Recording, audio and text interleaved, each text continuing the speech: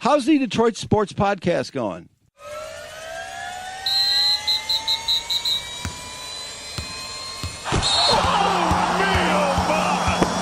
This is the Detroit Sports Podcast Network. Hey everybody, this is Freddie Cohen of ESPN Radio. When I'm not talking about breaking news or breaking news on ESPN Radio, I'm always a fan and listen to the Detroit Sports Podcast, and so should you. You guys keep up the good work, man. Podcasts are the way of the future.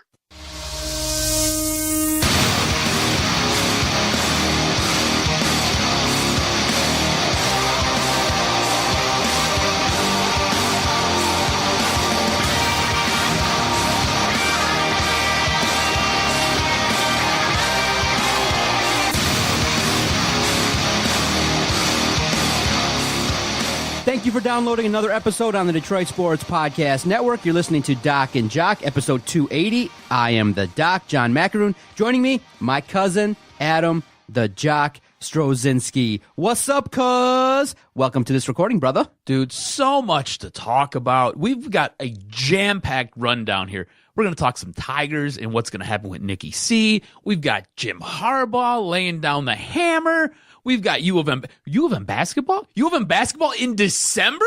What the hell is going on? It's like Bizarro World. We never talk U of M basketball in December. What the shit? It's like only in March. Only in March, and if they're good, do we talk about U of M basketball. But they're going to get a December preview. And I think we need to start with, what the hell are the Lions doing? What are the Lions doing? I thought we laid it down last week. You need to tank. Little tankathon. They go to Arizona and win. A place that they haven't won since 1993. Because I thought about this, and I know everybody that wanted the Lions to tank to get the higher draft pick. I definitely understand that, and I'm definitely for it as well. But here's the problem. The Arizona Cardinals are so god-awful that I think the Lions could have played their worst game. I think the Lions, if they benched Darius Slay, if they benched Stafford, still probably would have won 10-3. Dude, it was such a boring, horrible game. Arizona's so bad. The field is terrible. It lent to a contest that really was sloppy, messy, and definitely not entertaining, especially coming after the slate of 1 p.m. games that were unbelievable. So I don't even think the Lions could have effectively lost that game because Arizona is god-awful. Wilkes is doing as bad a job as Matt Patricia is. You know what I feel bad for? I feel bad for David Johnson. I feel bad for Larry Fitzgerald. This is Larry Fitzgerald's last season playing football. Playing for the organization that drafted him, and an organization that he has done wonders for. And they just go out there and they shit in their diaper every single week. Then they roll around in it. And Larry Fitzgerald is like, what am I doing here? Can somebody help me? And then poor David Johnson. Poor David Johnson. This guy breaks his wrist last year, comes back, and he's just trying to perform. But he's got nothing around him. Absolutely zilch around him. How bad? Oh, my God. Like, you think it's bad here for the Detroit Lions, especially with the mounting injuries? Ziggy Ansah now on the IR. Shocker. Shocker. Can we take $17 million and just set it on fire? Could we do that? I think it would have been a better usage of the money. Like, honestly, let's go get one of those, like, 5 or 55-gallon drums, right? Let's throw $17 million in singles, set it on fire, and then let's have all the homeless people from Detroit come and warm themselves. It'd be a better usage than sitting there and giving it to Ziggy Ansah. Right. That's what I'm talking about. Ziggy Ansah, Boner Jam for 2018. Thanks, Ziggy. Marvin Jones. Hey, look, I don't think we're going to see Kerryon Johnson again. I don't. I don't know how you put this guy back out on the field. It doesn't do you any good. Like, obviously, Detroit's not tanking. But why are you going to play your stud running back, and he's dealing with a knee contusion, and it could possibly be more? It sounded like there might have been some issues with the actual patella in his knee, maybe slightly moving or dislocating. You know, it sounds like it's a little bit of a messy issue. Why would you play this guy? Doesn't make any sense. I'm not sure why Matt Stafford's out there playing still. Honestly, you've got the team like the Eagles, who just announced that Carson Wentz might not play anymore this season. It sounds like they are going to bench him, and they're just going to play for next year. Do you think the Lions are setting up the excuse as to why Stafford regressed in 2018 with this whole back issue? Because it seems like maybe he'll have a minor procedure. It seems real convenient all of a sudden. Like, oh, my back. Did you see him take a hit where like he jacked up his back? Like I was in the presser. the Rams game. I was there. He moved just fine. Like, if any of you have ever had a back injury, you know walking is difficult. You know standing hurts. It just doesn't miraculously fix itself, right? It's painful. You look fine at the presser. I mean, I'm just telling you what my own eyes told me and what I seen. You know, like I seen him walk in like he normally walks in. I seen him walk out like he normally walks out. I mean, sure, there could be something there. Maybe it's a bump or a bruise. But yes, I do feel like this is the out clause in Matt Stafford's season. And here's the funny part about where we're at now in the Lions season. They still have not technically been eliminated from the postseason. If they finish 8-8 and a bunch of miracles happen, I looked at some of the scenarios. It could happen. A bunch of teams got to lose 2 games in a row. And, you know, starting with Minnesota, you got Carolina's got to lose. You got Chicago that's got to have some issues. But the Lions could get into the postseason still. And here's the thing. Minnesota's a dumpster fire. All right. They just fired their offensive coordinator. Carolina's a dumpster fire. They have no idea what's going on. Honestly, Cam Newton might be hurt. Cam Newton might have a shoulder issue. If you guys got Cam Newton on your fantasy roster and you're playing for a championship, or you're at least contending for a championship right now, you might want to find a backup. I don't know, maybe a guy like Josh Allen, because that guy can run 100 yards every single game for you. So figure that one out. But Carolina's a mess. All right, I just mentioned Philadelphia. They're benching their quarterback. He might not play for the rest of the season because of his knee injury, and him.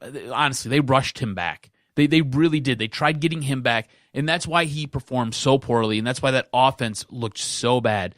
On top of that, they lost their starting running back. They've had all kinds of turnovers with their wide receiver core. So it just been a complete mess for Philly. But it could legitimately happen that the Lions get into the playoffs at 8-8. And here's the scenario. What the hell are we talking about? The Lions got to win out. And then they need the Giants to lose one more game. They need Tampa Bay to lose a game.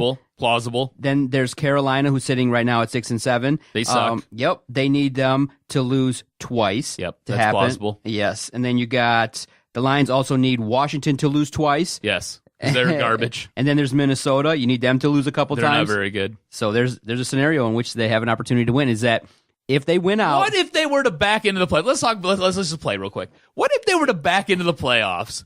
What the hell are we talking about? You're just going to be fodder for whoever. Ooh. It'll probably be the Bears, right? Because Bears don't have the Bears are in third place, right? It's the Saints and it's the Rams right now, followed by the Bears. So you would have to go to Soldier Field in January and just get jail sexed by Mitch Trubisky and Khalil Mack and Tariq Cohen as they just run a train on you. Honestly, it's going to look like a porno. Everybody's lining up for the gangbang. That's the funny part about the Lions, is that they try to give up on the season, and then it may actually just fall into their lap. Now, it's a long shot because it's predicated on the Lions have to win out. And you know probably that Minnesota game will be rough, and the Green Bay game on the road will be super tough. And I don't see them potentially maybe even competing that well versus Buffalo on the road in some freezing-ass cold temperatures. Buffalo plays well at home. They compete. What if they were to get into the playoffs at 8-8 with Matt Patricia, right? Just imagine, okay, you know how condescending Matt Patricia is at his press conferences, right? He is almost unbearable. Almost unbearable. Like, the only reason I listen is to see if he gives me any little nugget of anything, and he usually doesn't. He'd be pimp-walking in the building. Exactly. At 8-8, you back into the playoffs. You trash bag wearing, unkept beard mofo. You would sit there and get up in front of everybody and act like a total ass. But you know what you'd have to try? You just have to absolutely try to win like you did in Arizona. Absolute defensive effort. Or just ugly. Give up only 10 points and hope you score 13. And I want to give credit where credit is due. This defense looks remarkably better than when the year started. Like, honestly, this defense is doing yeoman's work out there. The offense is a complete dumpster fire. Complete dumpster fire. And I know you have concerns about the OC, but the way this defense is playing right now, it's the only thing keeping this team in games. And if you look at where we were at week 1 to where we're at now, totally different. Totally different. They're able to stop the run.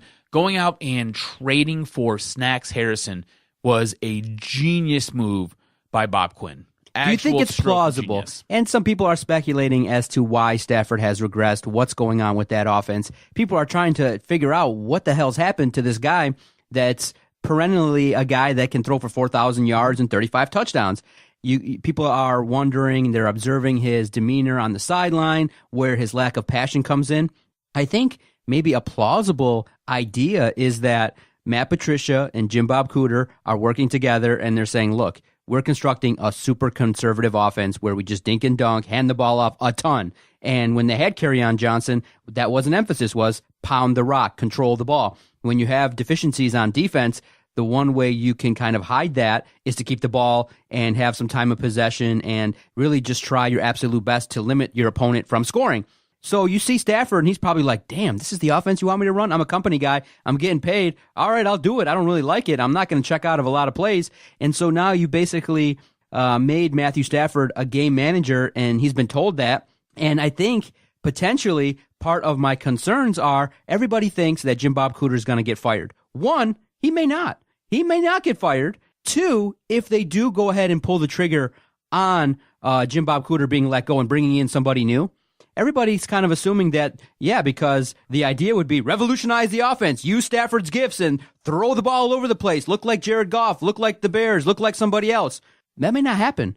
The Lions typically sometimes just don't do what everybody thinks is the right thing to do. My concern is they go out and they bring an OC that's just as conservative as Jim Bob Cooter, but just with a couple more wrinkles when you have Kenny Galladay and Kerryon Johnson. My concern is that they've decided, look, the path for the Lions to succeed is to build a supreme defense and just do whatever you can to limit bad things happening on offense. And I don't see the Lions in 2019 just all of a sudden dropping 28 points to 35 a game. My concern is that what they're going to actually try to do is play like they did in Arizona. Try to limit 3 to 10 points, score 15 to 20 every single game, and go out there and make a run on the defense, a la the Ravens, where you take Matthew Stafford and you say, look, we're not going to have you throw the ball all over the place. We're not going to have you, throw Hail Marys and deep outs and things like that. Kenny Galladay can be used to help Kerryon Johnson get yards, and we'll use him as a decoy, but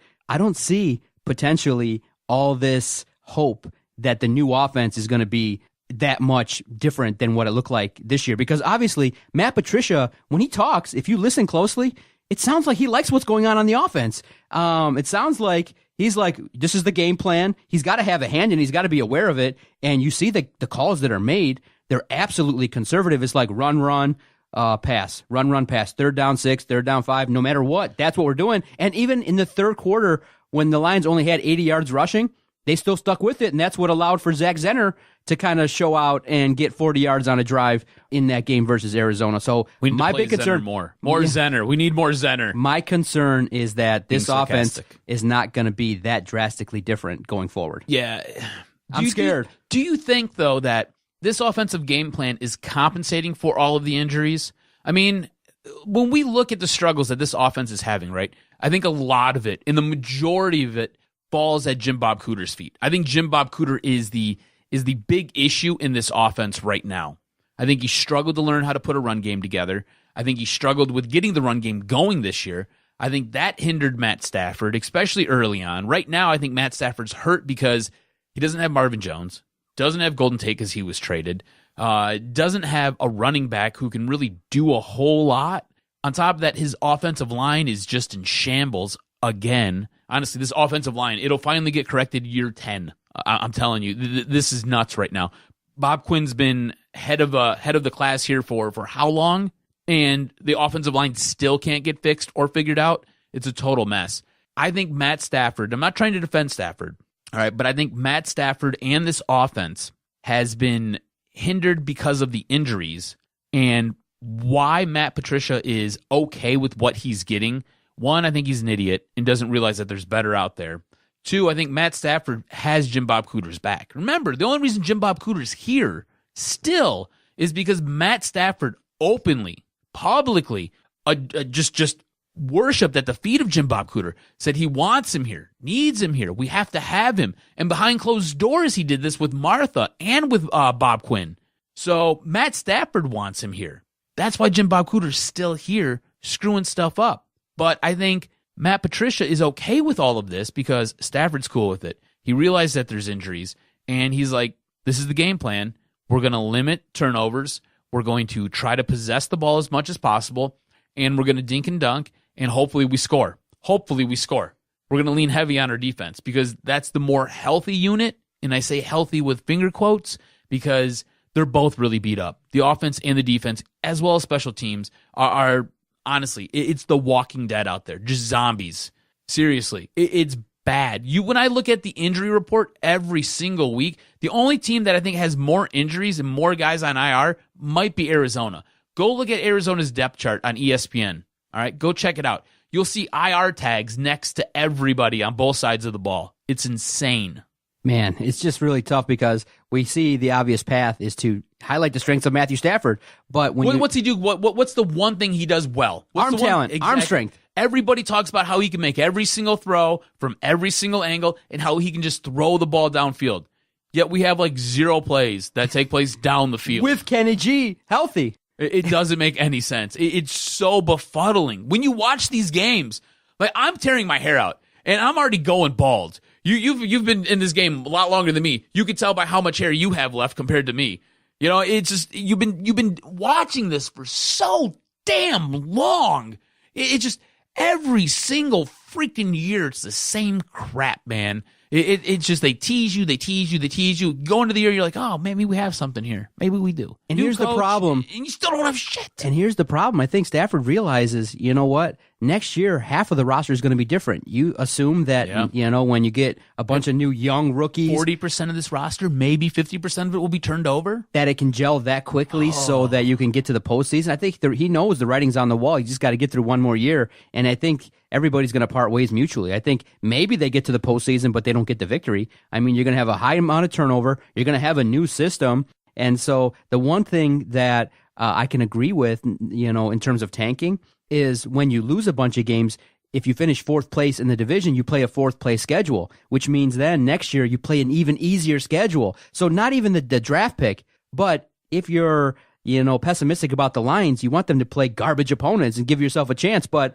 you know, with the Lions history, when they play garbage opponents, they don't show up. So nothing makes sense with the puzzle with the Detroit Lions ever. You try to make sense of it. You try to figure out a plan. And then it just seems like we've always said in this podcast, 2 holes are plugged, 5 more open. Yeah. 5 holes are plugged, the whole boat capsizes. It's just a really fascinating organization that just can't get it out of its own way. Like, if I wasn't so much of a fan, I would love to sit down and just watch this team from its inception and just make its way through to the current day, because it would just be amazing to see how this team came about, how they won championships early on, and how they were competitive early on, to where the wheels just totally fell off.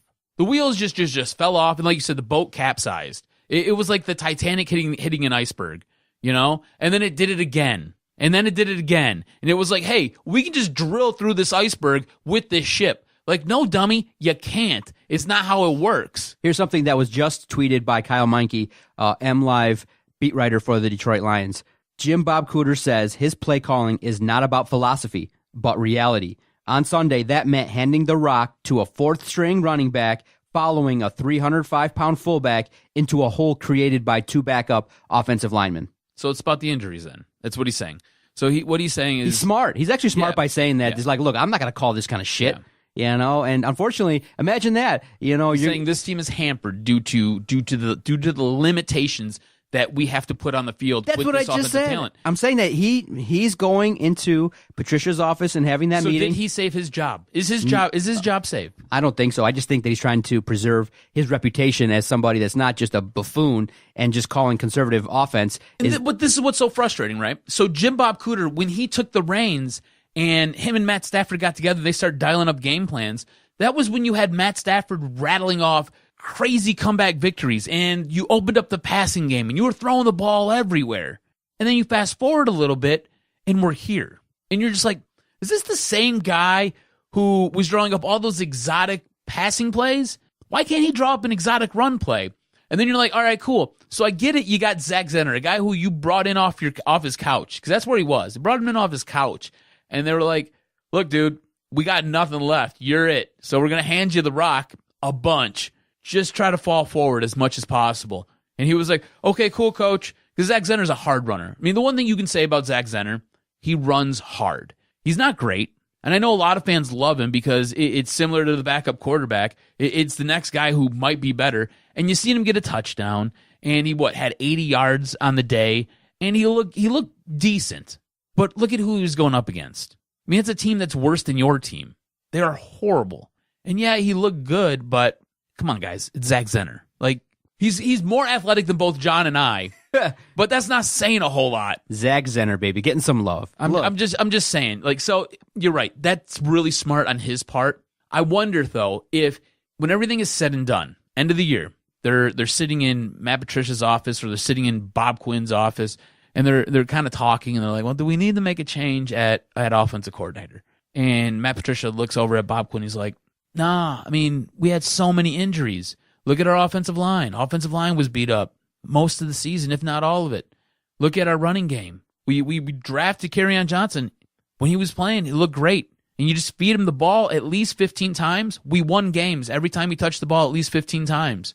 And you look at the passing game. I mean, we took Golden Tate out, and things kind of slowed down a little bit, so we definitely need a new wide receiver. Maybe we should draft one high. Maybe we should. Let's talk about that. Maybe we should. But, you know, we took out Matt Stafford's security blanket. We don't have a tight end, but maybe we've created one with Toya Lovo or whatever. You know, maybe we have one there. I'm not sure. But no, I don't think JBC needs to go. I think we need to keep JBC because of injuries. The fuck are we talking about? How mad would the Lions fans be if JBC doesn't fall on the sword? Oh, man. All right, let's switch gears. And I could totally see it happening. Yeah, we could see it happening. That's why we're talking about it. But let's switch gears. Worse. Let's talk about some fun things going on in the National Football League. Let's talk about arguably an MVP caliber quarterback, a guy that's having an unbelievable season. Patrick Mahomes is doing things that are unbelievable. Did you see that fourth down throw that he made? Which one? The one where he didn't look, it was the no-look pass, or the one where he was running to the sideline and he throws the ball 55 yards downfield and then 35 yards across his body? Which one? What one do you want to talk about? Because in one game, the guy made two amazing plays, and it's not the first time he's done it. This guy is unfreaking real. Now, how much credit do you give him? Because he plays for Andy Reid, and that's a guy that just has a great offensive system, one in which you would think that the Lions would try and establish too, where if you do suffer injuries in a sport that's violent, that you can just plug and play, which doesn't seem to be the case in Detroit. But you look at what's going on in Kansas City and what Andy Reid's been able to do, guys just can put forth an offense that can score points. And maybe this is the guy that has the intangibles that can help Andy Reid get over the hump and maybe just bring home a Lombardi. He's that good. Mahomes is unbelievable. He does things. Reid was willing to blow out his quarterback and play this guy after only 1 year sitting on the bench. He does things that no quarterback should ever be able to do. Like Brett Favre couldn't do it. Dan Marino couldn't do it. John Elway couldn't do it. He has such incredible arm strength and arm talent. It's amazing. When we talk about Matt Stafford, we say he's got such a strong arm and he's got so much arm talent. No, man, not compared to Patrick Mahomes. Patrick Mahomes is nuts. There was a play where he double clutched the ball and he never recocked. He like pump, and then just tossed it. And it went like 35 yards with a perfect spiral. You shouldn't be able to do that. Like, most guys can't do that. But this guy can do everything. It's unreal. It's like if you were to play Madden and you're like, I'm going to make the best quarterback ever. He's going to have a phenomenal arm. He's going to be able to throw the ball without even looking at his wide receiver. He's going to be a little bit elusive because, you got to like adjust because you're only given so much where you can plug into a guy to make him like freaking supreme. But his mobility, we're going to make it like, I don't know, 85%. Arm, 100%. Knowing the playbook and just having vision to be able to do things, let's make that 92%. The guy's unreal. He is unreal to watch. There are plays where I'm just watching as it's unfolding, and I'm like, how the hell did he just do that? And like my mouth is just open. It's insane to watch this guy play. And I'm thankful that there's the Chiefs that we can watch because being a Lions fan, it's just unbelievable how bad the Lions offense is. Tonight when they play the Chargers, it's going to be crazy. Wow. It's going to be absolutely crazy. Chiefs-Chargers, huh? And Phillip Rivers, right? I made the joke on the DFN tailgate about his wife and him having their 9th kid and how his wife's vagina looks like the freaking Big Montana at this point. Because that's a lot of damage. I think it's 10, though, right? Is it 10 kids? It's 9. 9 kids? Wow. He wants like 19, though. Oh, my God. That's so much damage to her area. Holy cow. I feel bad for her. Well, I don't know. She's all about it. Whatever. Anyways, it's going to be a great game because Phillip Rivers is having another MVP caliber season. And this might be Phillip Rivers' best year yet. Phillip Rivers is a guy that most people compare Matt Stafford to. They say, oh, they're real similar. They throw a lot of interceptions. They pass for a ton of yards. They'll throw for a lot of touchdowns, but they don't ever win anything. The Chargers look like a legit team right now. This is going to be a really good game. It's going to be a lot of fun to watch. Usually a Thursday night football, it's like getting that stinky diaper off your baby. You're just like, oh, great. Now what am I going to do with this? Right into the trash. That's usually Thursday night football. No. Not tonight. Tonight is going to be great. You got two quarterbacks playing outstanding football. It's going to be fun to watch. And Patrick Mahomes is unfreaking real right now. It's absolutely crazy. Somebody who's not unreal. He's in the NFC North. Kirk Cousins, dude. You signed for $98 million. You make what, like 32 mil, 33 mil a year is what the average calculates out to. It's something crazy like that. And he is sucking so bad. And like, honestly, his stats, they're comparable to what Case Keenum was doing last year as far as like yardage and touchdowns. But the interceptions, he's tied for first with 16 interceptions right now. Okay, let's get it right, though. He signed a 3-year, $84 million contract. $98 million. Nope, it's $84 million. 84. $3 million signing bonus, $84 million. The thing that made it so astounding. All guaranteed. All the money is coming to him. He's getting all the chunk of the money. My bad. I thought it was $98 million. He'll earn a base salary of $22.5 million and a signing bonus of $3 million. But what does that calculate? It's like 30. Was it? You said it was 82 or 84 million? Yep. So 84 divided by 3, it's like 30. Was that like 34? I'll calculate that for you real fast here. Thanks. Math, not my strong suit. Talking school, but not doing math. Anyways, I'm not real good with numbers. 28 million. 28 million on average. Yep. Okay, that's a lot of cash, dude. That's Kirk a lot Cousins, of money. How do you do that? 16 interceptions, and you still have, what, 3 games left to play? On a 500 team, that's surprising. Is that last year they were 13 wins. I was ranting and raving saying, oh, you got Kirk Cousins, now you got the guy that's going to take you over the hump. And Chicago hasn't worked. Chicago's the team that's probably going to come out of the NFC North. You believe that? You know what's the worst thing, though?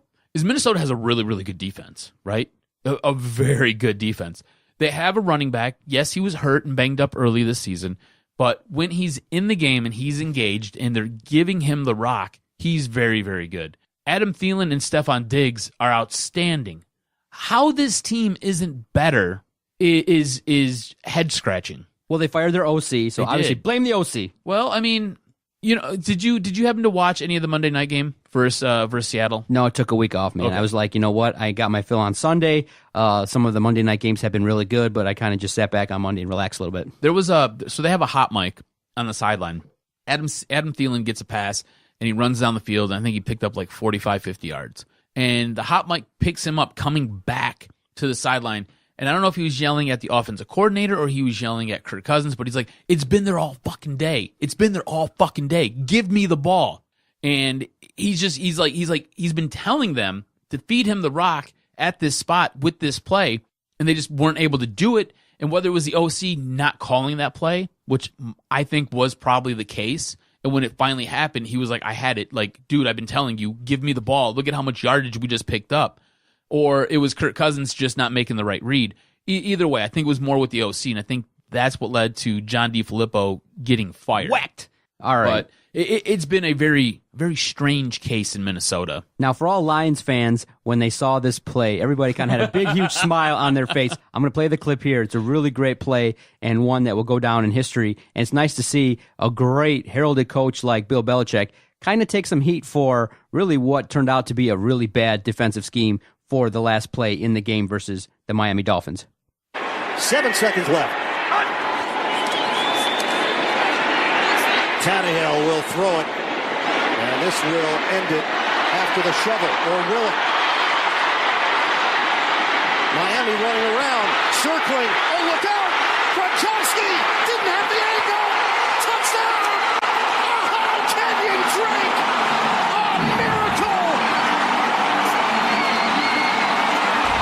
A miracle in Miami! Kind of like that pass back and forth kind of thing. What happened, Belichick? You put Rob Gronkowski as your last line of defense. He's out there stumbling like a fool. What are you fucking doing? Rob Gronkowski looked like the Tin Man, and he needed some oil. Like somebody forgot to oil him up. They left him out in the rain for too long. Oh. He's just all rusty and can't move. Oh, it's so funny. Classic, huh? Oh, man. Like, sometimes, you know what? Honestly, that was the whole, pass back and forth kind of thing. That's what Jim Caldwell was looking for. Epic mistake. I think that sometimes you realize that, you know what, even the great coaches make mistakes. Nobody thought that Tannehill could throw the ball 70 yards. He's dinged up. All you got to do is just basically have your prevent defense, make sure the ball gets swatted down. And wow, Kenyon Drake, what a move, man. Takes that angle and goes right to the house. Yeah. A play that will live forever. He looked like he was getting ready to toss it back to somebody else. Like, it looked like he wanted to go somewhere else with it. But then it was like the Red Sea parted. Boom! And he was like, oh, okay, cool. I'll just take this. I got to get by Gronk. Oh, the Tin Man? Cool, no big deal. And Gronk's just like laid out over there like by the 7-yard line, just looking at everybody run by him. Shocking. And it's really interesting, too, in that people previewing the game had said that Miami just plays well versus the Patriots at home. Yeah. It's unbelievable, huh? That's the one team Tom Brady struggles against, which makes no sense. Man, when you talk about a defensive battle, did you check out what the Bears were able to do to the Rams? Now, some people predicted it because when teams that come from out west travel to the East Coast, it just sometimes they don't just show up, and it's really tough It's the sometimes. same thing when they travel from the East to the West Coast. Exactly. That's really why tough. The Lions haven't beat Arizona in Arizona the since time travel and things like that. Oh, it happened this Sunday. But the Bears kind of showed a blueprint, if you want to be a defensive team, that a supreme defense, top 5 defense in the league, can shut down an offense if they're not playing well. And holy cow, that safety, you only limiting Goff to, less than 300 yards passing, all those interceptions, all the turnovers. It was quite a display from the Chicago Bears. Would you have any concerns that the Rams are fading? I mean, they're still 11-2. They're going to try their absolute best to win out so they can get a lot of their games at home for the playoffs. But I think I kind of take the stance that McVay had. Like, you know what? We didn't show up. We didn't play well. Chalk it up to one of those losses that you're going to have throughout the course of an NFL season. We're 11-2. We'll be fine if we ramp it up. But there are some holes on that team which some people can expose. I'm not worried about them fading, and I don't think they're fading. Look, they came to Detroit the week prior. Then they had to travel to Chicago.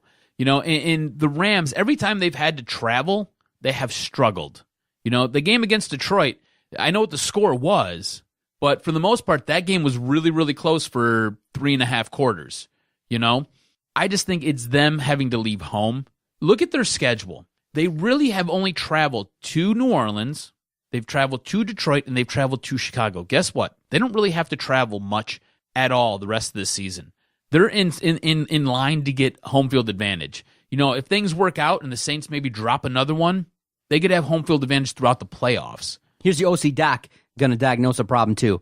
Look, you got Todd Gurley. Todd Gurley too. Yes, yeah. Feed Todd Gurley. You got a horse back there, and sometimes I know that smart head coaches like McVay sometimes want to get pass happy, and that's the way, the new way in this NFL. But when you got a running back, give him the ball a little bit. Sometimes let him work his way out of it just a little bit, and just because early on he may get stuffed a couple times, feed the rock. Todd Gurley will find a way in those key contests. But I think it's just a throwaway game. They'll move forward, and I think they're going to have a strong chance at maybe making the Super Bowl. And before we wrap up the segment, I'll get your kind of favorites right now to win it all. For me, I'm a guy that definitely likes what's going on in New Orleans. I think that, in the last couple games, though, it's taken a dip. But if they can ramp it up a little bit, that offense is explosive with Kamara, with Thomas. You got Drew Brees, who's a leader. So I like the Saints right now, followed by the Rams. And then for me, I know a lot of people like the Chiefs and the Pats in the AFC. But you said it. The team that right now might be the team of destiny is the Chargers. So for me, right now, my early favorites to get to the Super Bowl are going to be the Saints and the Chargers. And I think that would provide for an offensive explosion, a great contest. And I kind of hope that it happens. But if it doesn't, then my B Super Bowl would be, obviously, it would be the Rams and the Chiefs, which I think would shatter records. Oh, my God. That'd be a great game. Holy cow, right? You already see what the hell happened on that Monday night game. So that'd be nuts. I'm not going to go chalk here. And I'm looking at some of these wild card matchups and some of the teams that are playing right now and playing some of their best football. Seattle is playing some of its best football right now. You've got Russell Wilson going out there every single week, putting this team on his back, and they're just running the ball down your throat. And when Russell has to make a monster throw, he makes it. Russell Wilson's playing the best football of his career right now. I think Seattle's going to be a dangerous team for anybody out there. If the Dallas Cowboys get Seattle in the wild card matchup, watch out. And Dallas is playing really good football right now. I don't believe in them, but watch out. You know what I'm saying? As far as the AFC goes, I like Houston. I know Houston just came off a loss. Remember, Houston started the season 0-3, then ripped off 9 games straight. Nobody talked about them. Nobody talked about them ripping off 9 games straight. They just dropped the game to the Colts. I like what Deshaun Watson brings to the table. I like what this defense does. Houston looks like a complete package along with Seattle. If you had a Houston-Seattle matchup, I don't think it's going to draw very good, but I think it'd be an interesting, very interesting matchup because offensively, they're totally different. Seattle loves to run the ball while Houston loves to throw the ball, and they both have very good defenses. So I think that'd be a fun matchup to see. Great first segment. We're going to come back second half of the podcast. Like you said, we're going to talk about Michigan hoops. We'll talk about Jim Harbaugh, the Peach Bowl a little bit, and also finish up with the Tigers, some rumors in the winter meetings. Maybe some squads want to take a player off of our hands. We'll talk about all of that next on the Detroit Sports Podcast Network. You're listening to Doc and Jock. Adam, let me tell you about one of the fine sponsors of our network, the Motor City Pawn Brokers. The Motor City Pawn Brokers are the one-stop pawn shop when you're in need of short-term cash or are looking for quality, brand-name new, and pre-owned merchandise. With locations in Detroit, Ferndale, Roseville, and Warren, their mission is to deliver exceptional value. Go check out MotorCityPawnBrokers.com for all the info you need on one of the great sponsors of our network, MotorCityPawnBrokers.com.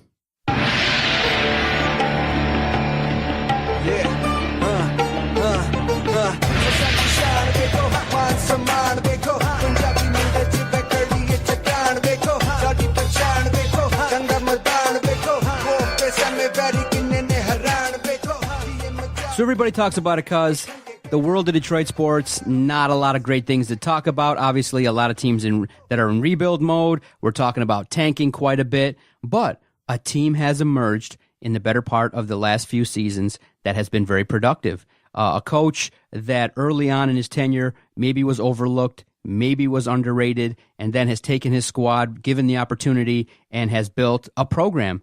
John Beilein and what he's done for the University of Michigan really should be talked about a whole heck of a lot more. Has been to the NCAA final twice. Unfortunately, I think the reason why he doesn't get the supreme respect and is not talked about with the glowing, talked about in such glowing terms like Tom Izzo is because of the fact that in this day and age, it's all about the rings, and you got to be able to close the deal and get there. A lot of teams have, made the trek up to the NCAA and get to the final, but if you don't win it, then it's really hard to be put on that supreme mountaintop. But that still doesn't mean that John Beilein can't be heralded, can't be talked about, especially when you're starting to realize, year in, year out, John Beilein is putting together some squads that are handling their business. The offense that we're seeing. Look, sometimes in the NFL, in baseball, a lot of the teams are not ahead of the curve. They're just reactionary, and they're always doing things way after the trends, especially with the Lions. But it seems like with Michigan basketball, that offense, the willingness to shoot a bunch of threes and execute is especially what has been happening now in the world of basketball and in the NBA. The reliance on the three, the offensive scheme that has really been outstanding. And then you combine that with going out and getting some defensive coaches and a scheme defensively that can keep you in games. John Beilein and that Michigan team, they're for real. And I do believe there's some magic going on at Chrysler. I'm starting to think right now, pencil it in. Michigan Duke. Finals, baby. Let's see it. I like where your head's at, and I think you're right. And here's the thing. You briefly touched on it. It's their defense. That's what makes this team different than every other Michigan team that's come before them. I think they have a really complete player with Brisdakis. I think he's awesome. Watching him play, I watched the North Carolina game. Nice game, huh? It was a lot of fun. They blitzed the Tar Heels. So about 4 minutes left in that game. They've got the ball. Michigan has the ball up near half court, and they're dribbling it. North Carolina goes into a trap, and the ball gets spit out to Brisdakis. He's kind of roughly halfway between half court and the three-point line, right? In the three-point arc. And he's dribbling the ball. he puts his head down and he drives to the hoop. And then he pulls up and he hits a baby J. He's a big man. He's like 6'7", right? He's a big guy who has short game capability. The guy hit a 12-foot jump shot. Most big guys can't do that. He put the ball on the floor and he drove to the hole. Most big guys can't do that.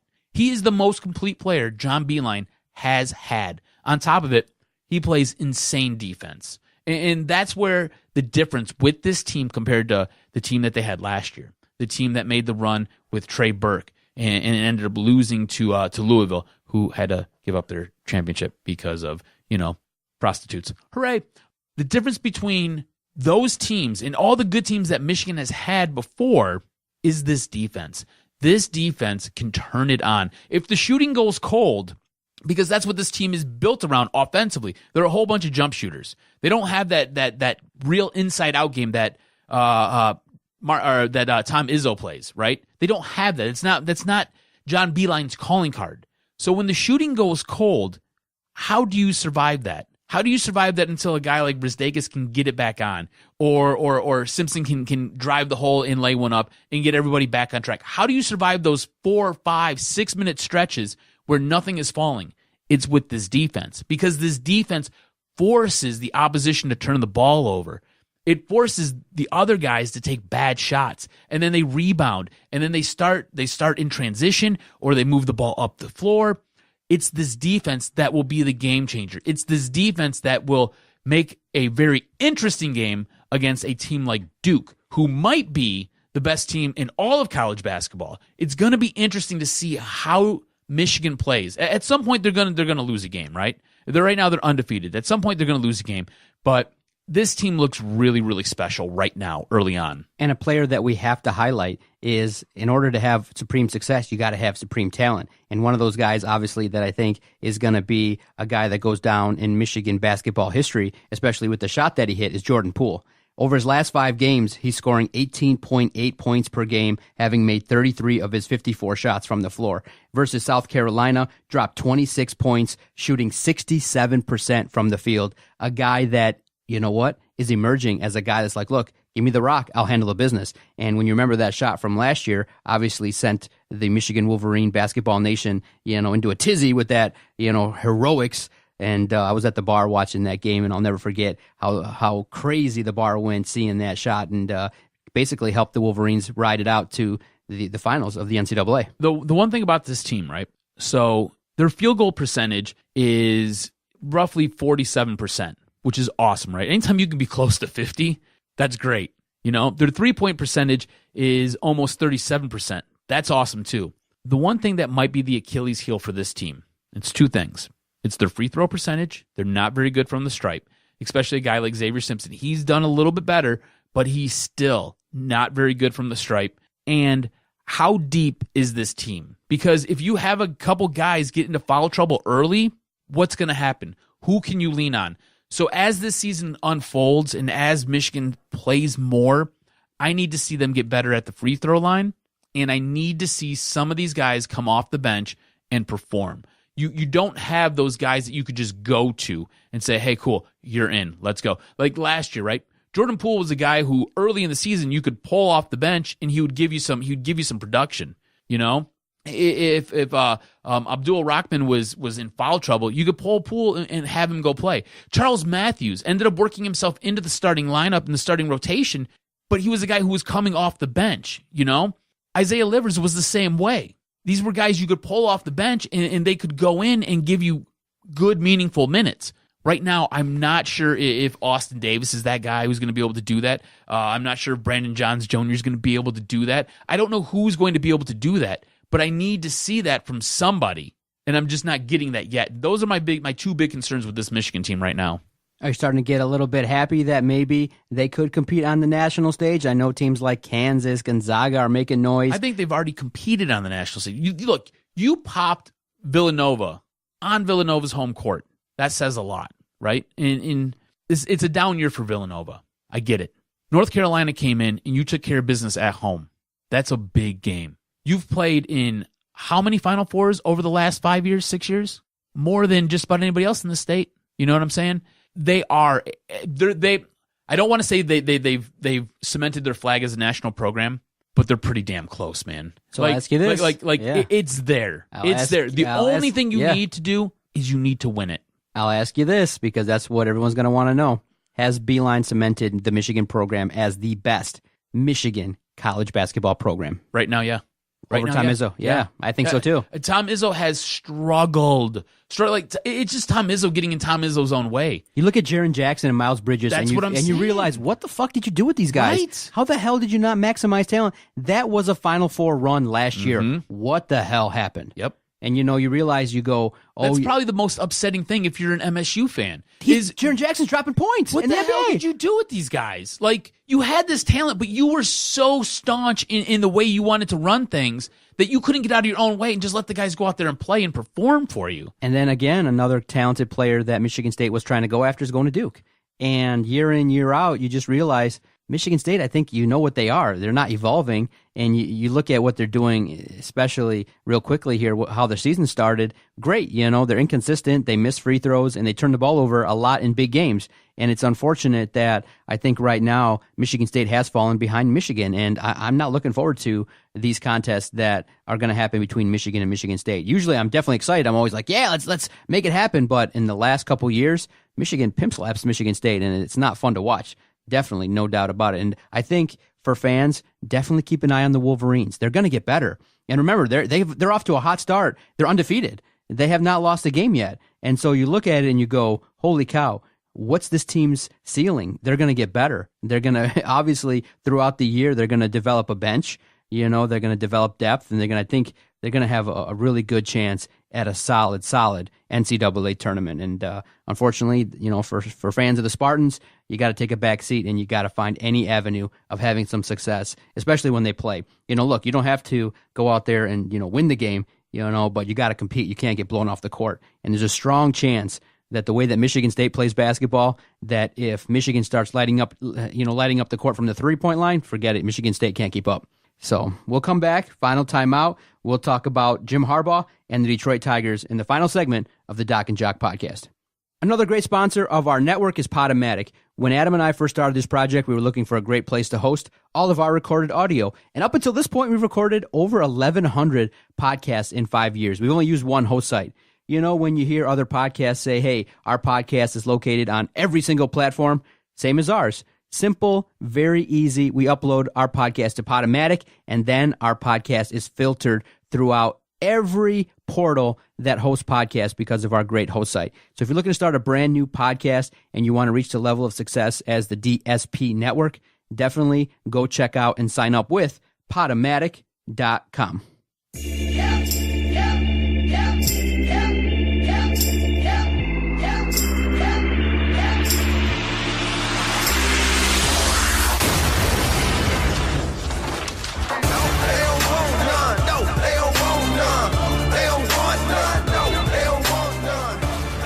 So it looks like Daxton Hill is not going to be invited to Ann Arbor anytime soon. Holy cow, news was made earlier this week when Daxton Hill, decommitted from Michigan, and everybody was like, oh man, where did he end up? Did he go to Michigan State? Did he go to Clemson? Nope, he went to the big dog.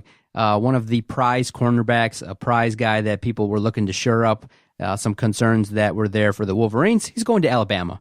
And when you hear that, even the folks at Alabama were like, what?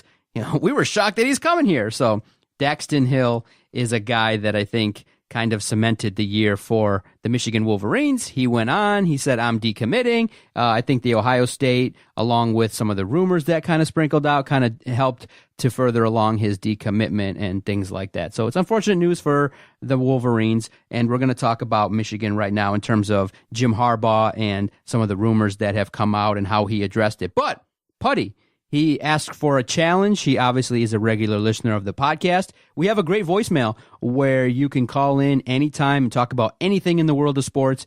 You can call in anytime 24/7 at 248-579-8686. And so he asked for it, and he got a response. Have a listen. Oh, looky here. Mikey Putnam from Florida took time out of his day to make a phone call about me. And to get it correctly, because I know some people that follow the podcast can't spell or hear, but my name is Westside Wally. And that's what I'm about. I'm about sports, and I'm about talking junk, and I'm about calling out fans that are fraudulent. And Mikey, here's the thing, okay? You change your avatar, and you have doubt, and you were angry about the fact that Michigan lost. And here's the thing about a fan like you. You obviously sound like a classic Walmart. And here's the definition for people like you, Mikey. A Walmart is somebody that didn't go to that school, like myself, didn't get a degree from that school, namely Michigan, and did not take advantage of the opportunity to graduate from the finest institution, the University of Michigan. And so a place like that is not worthy of you being a fan. Look, it's fine. You can grab on to being a fan of the Wolverines. I get it. We're all one community. But I'm just better. I got a degree, and I'm loyal to the Wolverines, meaning I don't doubt that Jim Harbaugh is going to get us back to the national title one day. Okay? And if they lose to Ohio State, so be it. But I know that Michigan will return one day to be the leaders and best. Okay? So when you call up here crying, tweeting about how sad you are about Michigan, look yourself in the mirror and ask yourself, are you a real fan or are you just a Walmart? And I think you'll get the answer. Peace. There it is. So shots fired. They're going back and forth. All right, Putty, you heard it. He's going to the Walmart. I don't know. Did Putty? He didn't go to Michigan, did he? I don't believe so. I don't think so. He went there either. So, man, there's this interesting dichotomy in sports right now where the fans are like competing against each other to be the real fan. And obviously, one of the go-to. My fandom is stronger than your fandom. Eat it! And I think it's funny that, you know what, if you got a degree from Michigan, good for you. But that doesn't preclude anybody from supporting them. And interesting stuff there. And it's good. I like it. You know, fan-on-fan voicemail through the DSP it's network. So great. Good stuff. Look, Westside Wally, I totally appreciate you. And Putty, you know I appreciate you. So keep it up. Keep it up, boys. Putty, the ball's in your court now. All right. So obviously, maybe one day we can have them both in the studio. We could break bread. Westside's far away, so let's see. We'll see how to do it. Oh man! But Westside Wally, do you listen to Big Drew and Jim? Let me know. Yeah, maybe every now and then you hear me on there. Let me know if I sound like a total toolbox. I get that tweet sometimes. Jim Harbaugh had to address the rumors, and it is interesting that Chris Carter was somebody that had the quote-unquote sources, and he went on his national platform. And, of course, you know, DSP retweeted it every now and then, and it's funny that... Every now and then, it was like a week straight. Jim Harbaugh's leaving. He ain't here no more. Oh, obviously we play that up. But then Jim Harbaugh, unfortunately, I think he was forced to address it because of the fact that Daxton Hill decommitted. And did you find it weird that Daxton Hill was like, yo, I'm out Michigan. Hey, guess what? I'm coming to you, Alabama. Like, all in the same message. Like, okay, cool. Most guys decommit and they're like, I need to take some time. I need to reflect. I need to talk to my parents. I need to figure some things out. No. This dude was like, yo, I'm good here, Michigan. Hey, guess what, Alabama? I'm coming to see you. I got my graphic set up with man. The graphic on Twitter was all there. And so I do think Jim Harbaugh's hand was forced. He had to come out and say it because negative recruiting definitely happens. And people were saying, look, can you really trust Jim Harbaugh to be there? So it's a situation in which I'm glad he addressed it. I think he calmed the waters because he clearly went to a national platform in ESPN and said, look, I'm going to be here. I got big plans. And I'm glad he did it. I think it was the right thing to do. Yeah, I agree with you 100%. It was the right move to make. When you start losing recruits and you start losing guys because Chris Carter wants to go on his awful show. Like, if you guys ever watched it, it's a horrible, horrible show.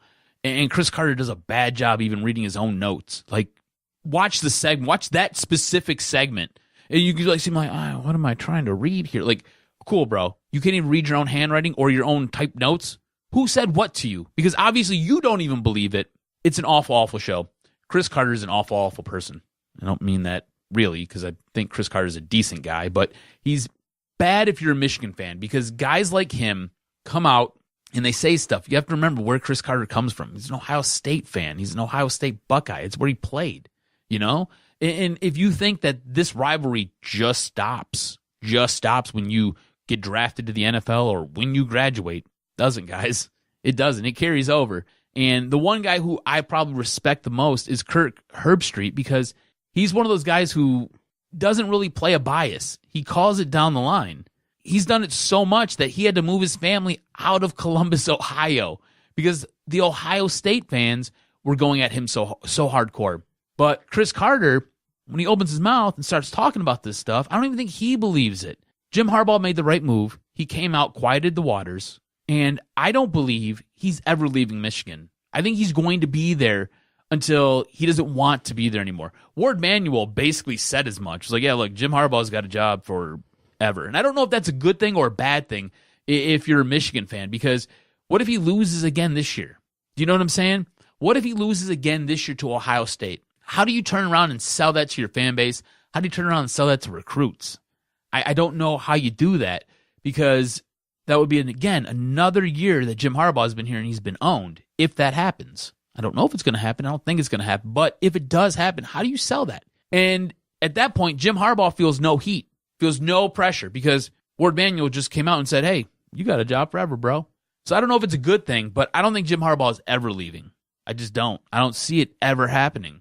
The only chance you would be worried if Jim Harbaugh was going to leave is if they won it all. You know, he'd go off into the sunset, take a job back in the NFL, but I do think he's committed to trying. And right now, you got to remember where Michigan was and where they are now. 3 of the 4 years he's been there, they've won 10 games. The program is definitely talked about quite a bit. The hype train is full, and they got a lot of support. But with each loss to Ohio State, the expectation that they're going to win the national title or get to the playoff. Now, if they do get to an 8-team playoff, then I do think that, you know, Michigan will get there pretty quickly. But if it's still 4, I think it's going to be really hard. It's a grind. It's a big challenge with scheduling, with recruits, with quarterbacks. It's just really tough, especially in the Big Ten, to go out there and try and make the playoff. So it's an ultimate achievement. So I do think that overall, the fans of Michigan are happy with Jim Harbaugh. It's just right now the question and the fuel that feeds the fire of the anger of the fans is, can Michigan be elite? Great, we're not as bad as we were under Hoke and Rich Rod, things like that, but are we ever going to be elite? That's the goal. The goal for Michigan fans should be to be elite, to get to the playoff a couple years in a row, to dominate. You want to be the team that beats Alabama. Alabama's in the middle of their dynasty. You want to be the team that takes that dynasty away. Exactly. You want Tua to kind of decommit from Alabama and be like, I'm going to Michigan. Right. And that ain't happening. So you Not look anytime at soon. No, and you look at it and you go, the grind is still hard. You still got to go through Michigan State. You got to go through Penn State, and you got to figure out too. You're hearing the rumors. I kind of like it too. It'd be exciting. The Big Ten might make a push to acquire Texas and Oklahoma. I like that. That'd be unbelievable. I like that. That adds a little bit of fuel. National for, elite status. Yeah, for to the Nebraska. conference. Oh, yeah. It's so weird the way.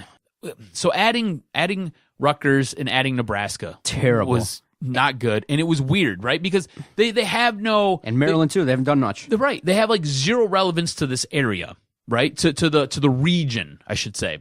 And I understand why they did it. It was all for TV. I totally get it. I understand, guys.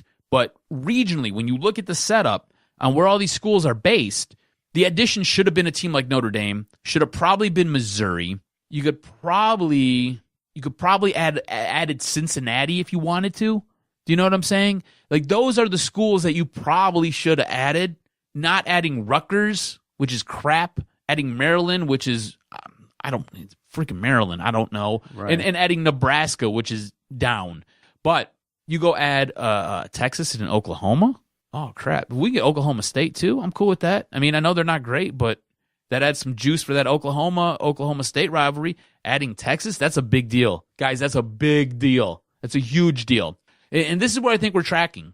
I know this is a little bit off base from where we wanted to go, but we talked about this before. I think we talked about this like 2 years ago, of having mega conferences, having monster conferences. That's where we're going, guys. And I'm all for it. You get 16 teams in your conference. That's awesome. Absolutely awesome.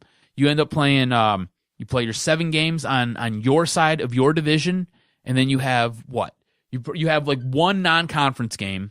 All right, so you have 7, that's 8. So then you can play 4 of the other 8 teams on your opposite division. So you would end up rotating every other year. It could work out. It really could work out. I think it'd be awesome. I love it. I think mega conferences are the way to go. I think it's what needs to happen. I think you need to do away with some of these smaller conferences that have, like, honestly, the ACC, right? Are they worth anything? I mean, like, it's Clemson, right? It was Florida State before that, but you never have any juggernauts in there, and you have, like, a school. Get absorbed by somebody else. Get absorbed by the SEC. Get absorbed by the Big Ten. get absorbed by whatever. Mega conferences, you have 4. And if you want to keep the playoff at 4 teams, win your conference. You get in. It's that easy. It's that easy. I think it'd be awesome. I love it. I wish it happens. It's going to be tough, but the talk has been swirling regarding how to improve the Big Ten's plight because the Big Ten champ hasn't been in the playoff in the last 3 years. That's a little bit odd, is that you would think that the respect level for the Big Ten would be higher, but unfortunately, like I said, the big dogs are only losing a game or being undefeated, and so that's why I think the push is going to be to push the playoff to 8 games and to have automatically the winner of the Big Ten get in. And if you have an Oklahoma and a Texas, holy cow. All right, final topic, because winter meetings, not a whole heck of a lot going on. The Tigers, obviously, their strategy is to just take flyers on guys on the cheap, and you see the likes of Tyler Ross and Matt Moore, and it's like, oh boy, not moving the needle for me a whole heck of a lot. But the biggest news that's being made is there's some interest from some National League teams. The Braves and the Dodgers are kind of expressing interest that, hey, maybe we'll roll up our chair next to Al Avila and be like, look, what would it take to take Nick C off your hands? When you heard the news, do you think he'll end up being on the roster, or will he be traded? Because I think in terms of a rebuild, I think that a guy like that is going to, start to make more money and start to command a bigger salary with the production that he gets. Now, if you hold on to him and he continues that offensive flurry, you might get more for him at the deadline. But at the same time, and I think having a couple teams being interested in Nick C is good for the Tigers. And I hope that they maybe take some talk seriously and they move on from him, because I don't think that, especially with what the Tigers are doing, the next 2 or 3 years are going to be brutal, bro. The name of the game is cut salary. That's about it. Yeah, and I think that's what's best for business right now. Look, Nick Castellanos, you weren't going to play him at first base, or you did play him at first base last year. I think we both agree that's probably his best position for this team because he's such an awful outfielder. Like, I don't know how many times I got to see a ball bounce off of his glove and go outside the park for a home run, or bounce off of his head for a home run, or see him just misplay a ball out there in right field. I don't need to see that. He should have been playing at first base last year, because when Miguel Cabrera comes back, he needs to be your DH. So now you got your 2 thumpers. You got one as your DH. You got one as your everyday first baseman. Let's roll. It's not what they did. All right? It's not what they did. Mind you, his offensive WAR was like 4. The next best guy on this team was Jose Iglesias, and it was like 2.1. That's how bad this team was last year. You've got a bunch of young kids, right? They're all going to come up, hopefully together, trade Nick Castellanos, get some prospects, dump him, let these guys come up together. I don't see any point for keeping Nick Castellanos on this roster going forward. Doesn't make sense to me. He's not an everyday right fielder. He's a butcher in the field. Yeah, he's got a nice bat. Yeah, he swings it heavy. Cool. Unless you're playing him at first base, which it doesn't sound like you guys want to do, why are you going to keep him? He doesn't fit what you're trying to do. He just doesn't. Doesn't make sense to keep this guy. Trade him away, get something back in return.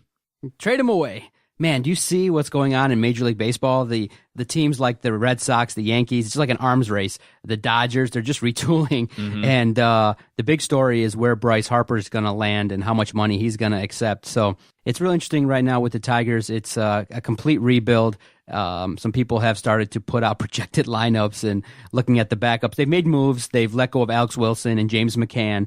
So some leadership has walked out the door. But in the end, you know what's going on. Everybody knows it. So it's a little easier to take. I mean, I don't think there's a lot of fury for those that message us on our Twitter page. A lot of people do not get upset or riled up. It's just a situation in which I think the big thing that people are talking about and reflecting on is, damn, Dave Dombrowski put together the team, and he worked here for the Tigers, and he just took that act, and he went to Boston, and boom, won the World Series. And it sucks because you know what really in the end happened?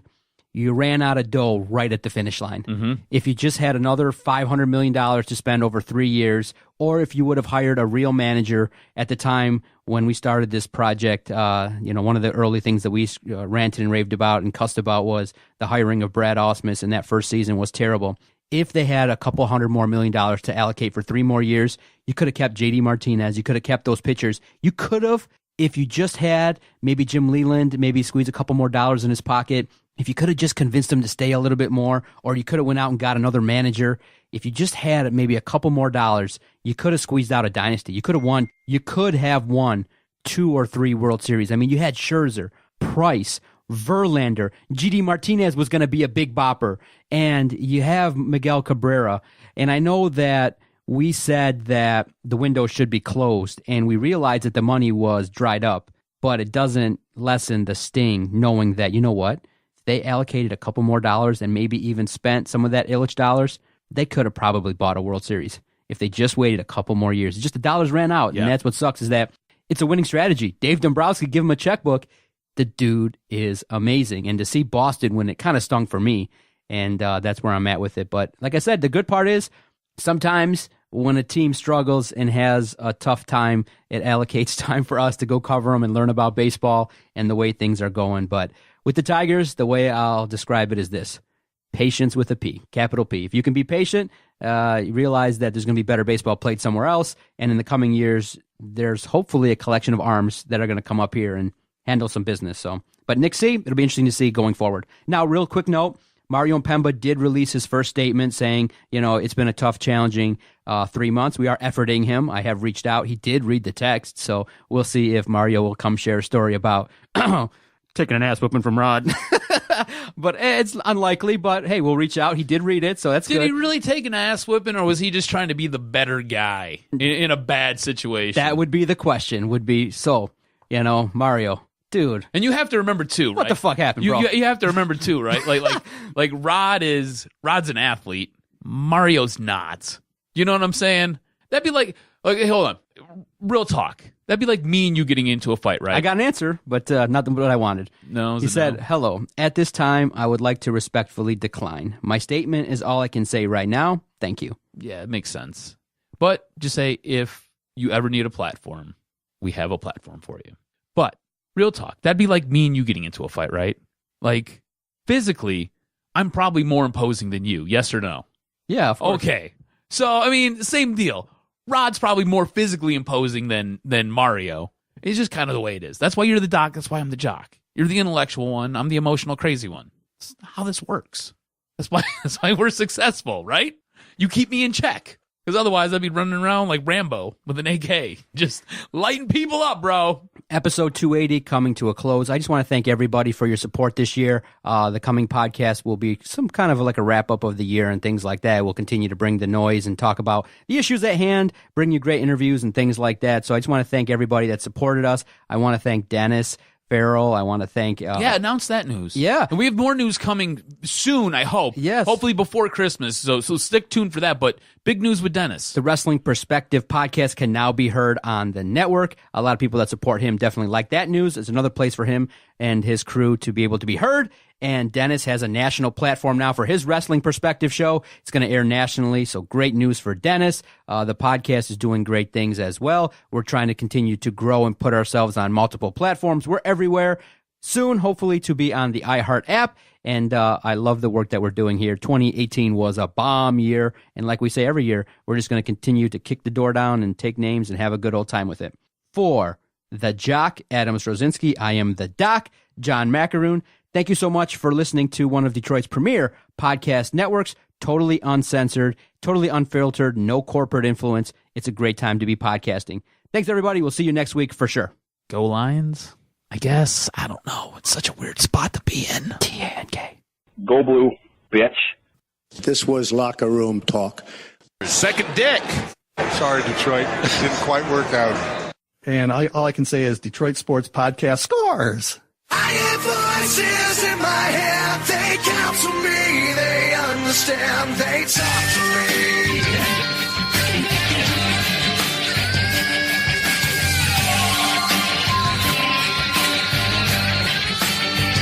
They talk to me.